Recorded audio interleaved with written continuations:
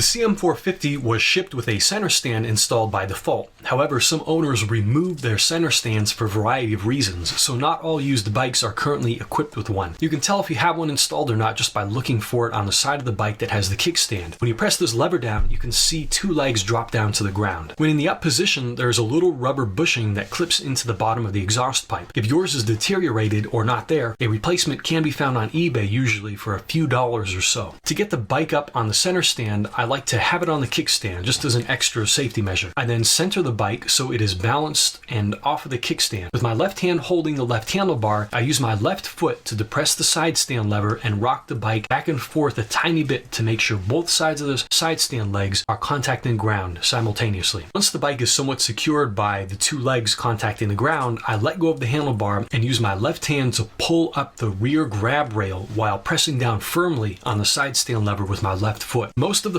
force will be coming from your foot on the side stand lever, but your arms will also be pulling up as well. It should be performed in one smooth, non-stop motion, and once it lifts up onto the side stand, the bike will be secure and level. To get the bike off of the center stand, there are two different techniques that I use. As a note, be sure the kickstand is up before you attempt to lower the bike off of the center stand. The first technique is to lower it without mounting the bike. I just grab both handlebars and in a smooth, swift motion, I push the bike forward. This releases the center stand and the bike is back on the ground. Be sure to cover the front brake so that the bike doesn't roll away from you. Also, don't forget to set the kickstand so your bike doesn't tip over. The second technique is to mount the bike and push it off of the center stand. Don't forget to put the kickstand up. With both feet touching the ground and both hands on the handlebars, go ahead and thrust the bike forward in a swift and smooth motion. This should release the center stand. Set the kickstand and you're all good to go.